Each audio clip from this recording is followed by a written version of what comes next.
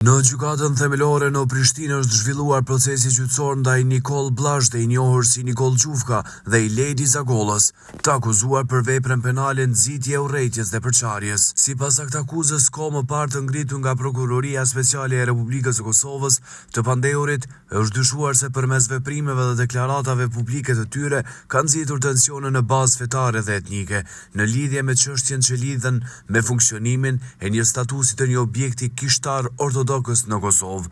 Të akuzuarit në seancën e parë kishin mohuar akuzat, duke pretenduar se veprimet e tyre kanë qenë të natyrës fetare dhe brenda të drejtave të tyre. Gjatë seancës së sotme, në mungesë të Ledi Zagollës, avokati i tij deklaroi para trupit gjykues se ka tentuar të kontaktojë klientin e tij, por që ai nuk është përgjigjur as ftesës për seancë e as përpjekjeve për komunikim me mbrojtjen.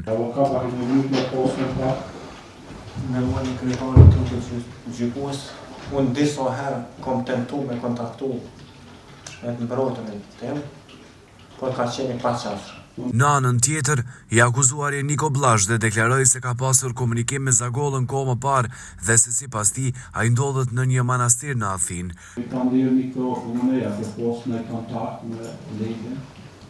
Po, kam pas, mbas u bë gjyqi i parë, ai u përjashtua nga kisha Elbasanit dhe ka shkuar dhe është mbyllur murg në një manastir në Athinë. Preja asoj kohë më nuk e pas në kontakt. Urdhra? Preja asoj kohë nuk e kontaktu me ta. Jo, nuk e kontaktu. Por e di që është në manastir. Në Athinë. E di që është në manastir. Megjithatë, nga gjykata u kërkua që të dorëzohet adresa e saktë e tij, në mënyrë që t'i dërgohet ftesa për seancën e radhës në mënyrë të rregullt dhe zyrtare. E që seanca e radhës është shtyrë për datën 26 maj të këtij viti, me fillim nga ora 9:30. Gjyqtari i çështjes bëri më dije se në seancën e ardhshme nuk duhet të mungojë asnjëra nga palët.